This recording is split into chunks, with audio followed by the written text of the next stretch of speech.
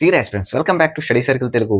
Simplification నుంచి వచ్చే ప్రాబ్లమ్స్లో కనుక solve root x equals to 128 or any value ఇచ్చి దెన్ ఫైండ్ ఎక్స్ వాల్యూ అని అడిగినట్లయితే మనం ఏం చేస్తాం? టూ మెథడ్స్లో ఏదో ఒక మెథడ్ అప్లై చేస్తాం. ఒకటి స్క్వేరింగ్ ఆన్ బోత్ సైడ్స్ చేసి ఆన్సర్ అనేటువంటిది తీసుకొస్తాం ఎక్స్ వాల్యూ, లేదా rule of exponent method use చేసి ఆన్సర్ ఎక్స్ వాల్యూ అనేటువంటిది తీసుకొస్తాం. ఈ టూ మెథడ్స్ కూడా మనకి ఖచ్చితంగా 2-3 మినిట్స్కి ఎక్కువ సమయం పడతాయి.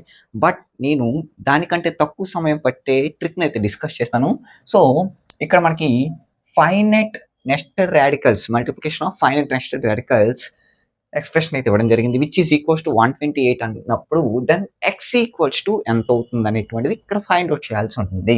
సో మనందరికీ తెలుసు, నేను గత వీడియోలో కూడా చెప్పాను, దీనికి సంబంధించి finite multiplication of nested radicals equals to formula use చేయొచ్చు, లేదా మీరు కనుక ట్రిక్ తెలిసినట్లయితే ట్రిక్ కూడా అప్లై చేయవచ్చు. సో నేను ట్రిక్ అప్లై చేయకుండా జస్ట్ ఫార్ములానే అప్లై చేస్తాను. సో అందరికీ ట్రిక్స్ అనేవి తెలియవు కాబట్టి సో డైరెక్ట్ ఫార్ములా అప్లై చేద్దాం.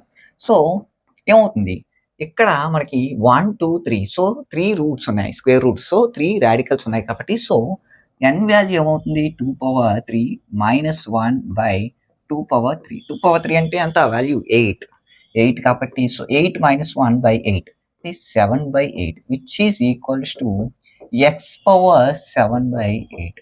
మనకి ఫార్ములా యూస్ చేస్తే మనకి x power 7/8 అయితే రావడం జరిగింది, విచ్ ఈజ్ ఈక్వల్స్ టు 128. ఈ ఎక్స్ప్రెషన్ వాల్యూ అంటే ఇదనమాట. సో ఈ which is equals to 128.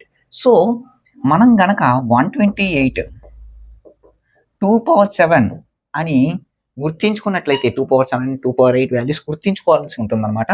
So 2/7 equals to 128 అని మన మైండ్లోకి వచ్చినట్లయితే ఏమవుతుంది, ఎక్స్ పవర్ 7/8 ఈక్వల్స్ టు 2/7 అవుతుంది. సో ఇప్పుడు చూడండి, ఎక్స్ ఈక్వల్స్ టు 2/7 8/7 అవుతుంది. సో 8/7 అవుతుంది, రివర్స్ అవుతుంది అనమాట. 7/8 రైట్ హ్యాండ్ సైడ్ సెండ్ చేసినప్పుడు సో 7 గెట్స్ క్యాన్సిల్.